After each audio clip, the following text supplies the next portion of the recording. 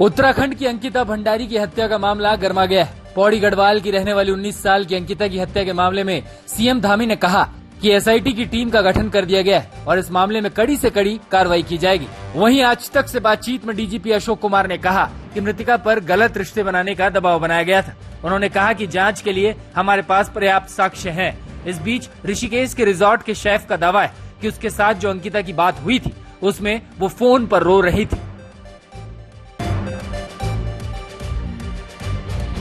प्रधानमंत्री नरेंद्र मोदी की पटना रैली को लेकर सनसनीखेज खुलासा हुआ है। केरल से गिरफ्तार पीएफआई के मेंबर शफीक पैट से एनआईए की पूछताछ में पता चला कि जुलाई में आयोजित पीएम की रैली पीएफआई के टारगेट पर थी।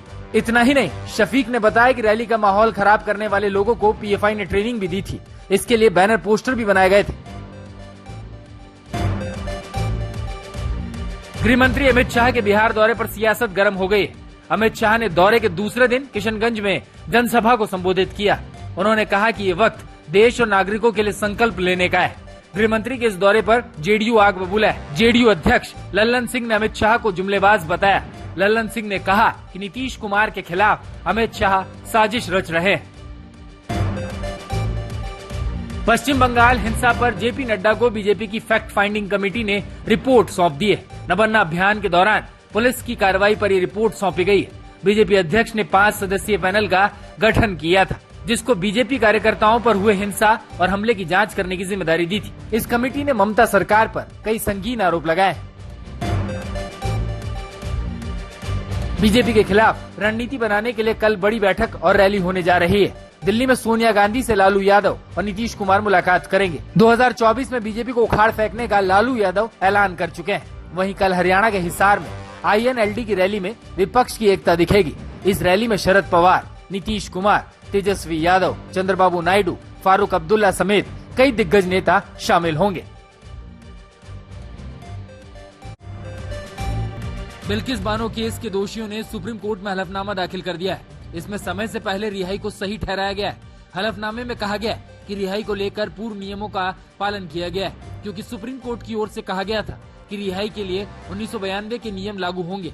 हलफनामे में ये भी कहा गया है कि इस मामले में किसी तीसरे पक्ष की याचिका का कोई आधार नहीं है। 1 अक्टूबर से देश में 5G सेवाएं शुरू होने वाली है। प्रधानमंत्री नरेंद्र मोदी इंडिया मोबाइल कांग्रेस में 5G सेवाएं लॉन्च करेंगे। पहले फेज में दिल्ली, गुरुग्राम समेत 13 शहरों में ये सेवा शुरू होगी। वहीं 3 साल में पूरे देश में 5G सेवा पूरी तरह से काम करने लगेगी। बारिश ने दिल्ली से सटे गुरुग्राम का बुरा हाल कर दिया है। गुरुग्राम में राजीव चौक अंडरपास में पानी भरने के बाद प्रशासन के दावों की पोल खुल गई है। 3 दिनों से जारी बारिश के बाद जिला प्रशासन की अधूरी तैयारियों का खामियाजा आम लोगों को उठाना पड़ रहा है। ईरान में हिजाब के खिलाफ जबरदस्त प्रदर्शन चल रहा है। राजधानी तेहरान में बड़ी संख्या में महिलाएं सड़कों पर उतर आई हैं। हालात ये है कि महिलाएं हिजाब को लगातार जला रही हैं। हिजाब विरोधी प्रदर्शन ईरान के 80 शहरों तक आग की तरफ फैल गया है। इस प्रदर्शन को रोकने के लिए सुरक्षा बलों ने 700 से ज्यादा प्रदर्शनकारियों को गिरफ्तार किया है, जिसमें 60 महिलाएं भी शामिल हैं।